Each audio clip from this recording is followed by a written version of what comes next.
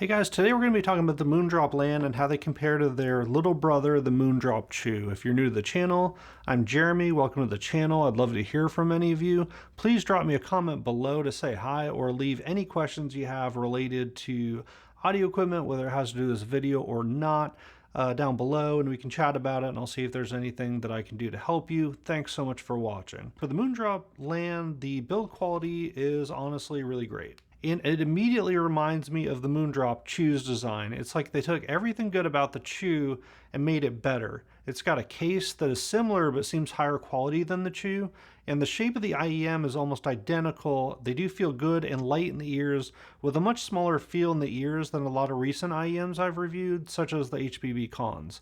They give you a detachable cable that I love, and it's almost impossible to get kinked, which is one of my pet peeves.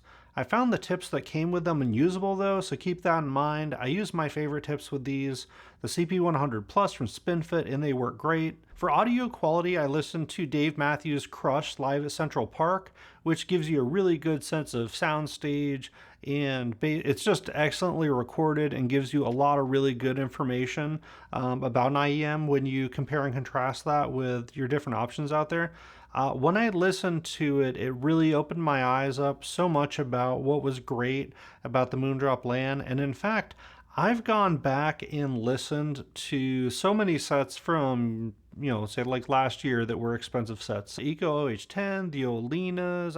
I've gone through like a lot of my older gear, and what's really coming to me is I really think that what's coming out this year is basically, I don't know if it's the drivers itself. I don't know if you call it the tuning, but it just sounds so much better than the stuff that came out last year. And the Moondrop LAN has got, so it's not super energetic on the vocals, but it gives you good enough, but it's not super sparkly, but you've got enough there. But also on the bass, it doesn't have too much either. It's got just kind of enough.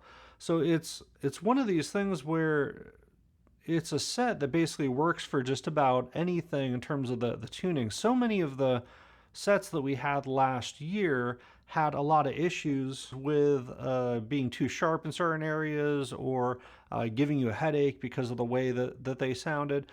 This doesn't have that issue at all, like across the different areas, and it doesn't necessarily sound lifeless either. That's what I really like about it. This is a very, very safe set.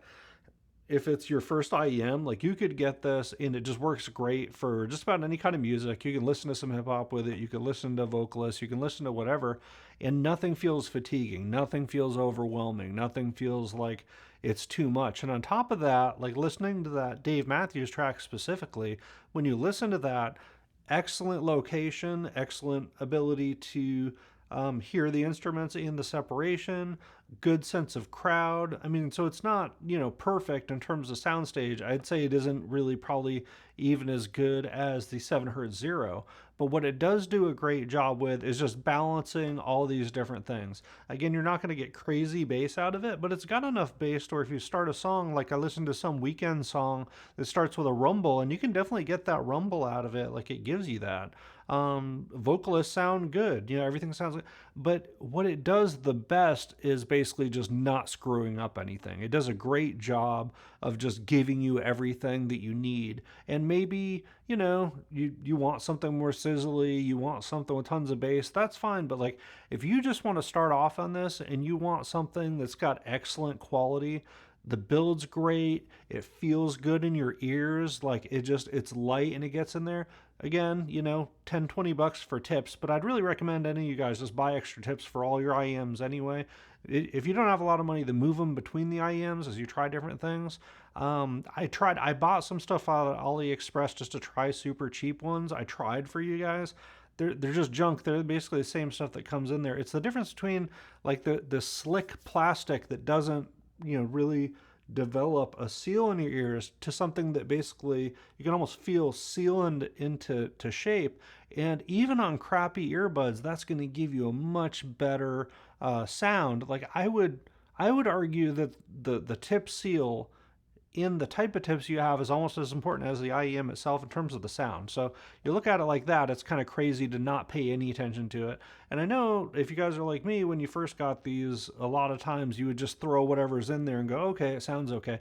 It's really important. Take 5 minutes, and it may even be you got one side that's different from the other, and really make sure that you're getting a good seal. Make sure, play a bassy song. If you're playing a bassy song that sounds shrill and loud and on the high end, but you're not getting a lot of bass, it's probably not the fault of the IEM. It's probably the tip itself. So, rant over, but essentially these are a great set. I love them. And my point with looking about yesteryear stuff is that a lot of that stuff is kind of unlistenable to me now. It hurts. Like, it gives you a headache too much. Or like going back to the original Melee, they kind of feel a little boring now. So I just say, like, for so many of you that are looking at IEMs, I'd really recommend, and almost regardless of price, looking at the newer sets. This is an area that has really developed a lot over the last year or two. Like, I honestly found that a lot of the newer $20-ish sets sound better than the $100-ish sets of last year. So I would try to stay away from old reviews and old, people, there's a lot of great innovation happening in the industry, and nothing against what came out last year. But the truth is that the stuff that came out this year is just, or, in the last year or so, is so much better. I'd probably say that when we started getting into the CHU and the 7Hz Zero, that's when, like, everything changed. Like, these are just so much better sets. So to rein it back in, my feelings on this are, in terms of the SoundStage, very good SoundStage. In terms of imaging, very good imaging. In terms of bass response, it's okay. In terms of mids, vocals, that kind of thing, good, but not great. But that also means that even though it won't sound like, there's some sets that have a lot of energy in the upper range that have really good ability to sound great on certain songs, and other ones you're just like pulling them out of your ears because it hurts. This is not that. This is something that works great for just about anything. In terms of gaming performance, I was surprised. I listened to a lot of different IEMs and CCA, CRAs, and stuff like that I've liked in the past. And I also listened to the CHUs again. And I guess the takeaway is, with the CHUs, you've essentially it's a warmer presence. There's less detail, almost no imaging, SoundStage, instrument separation stuff. You don't get a lot of that. What you get is like a nice, polite, warm sound. And again, now, just for the CHUs, the reason why I'm describing them that way is because I replaced the tips. So the tips that come with them, for me, give me a lot more of a treble-y boost and basically take away a lot of bass, which can be great if a set is too muddy for you. But for me, in terms of actually listening to them, I couldn't, like, it was painful to listen to them with the tips that come with them. But again, if I use the CP100 tips, then it sounded really good. So that's how I listen to them, and that's my experience with those tips on it. And that's, again, why I'm stressing how important it is to just get the right tips on it, is that if you do, it can completely change the sound profile of an IEM that you get. So essentially, with that profile, the CHUs, warm, vague, a little bit bassy, and a little bit, not like boomy, but a little vague, and just a pleasant experience to listen to. It's got a built-in cable, so it's okay. When you get into the Moondrop LAN, all of a sudden you've got, it feels like a little higher quality. Hopefully the paint doesn't chip off like so many of their older units did. It's got a removable cable. The cable is really good.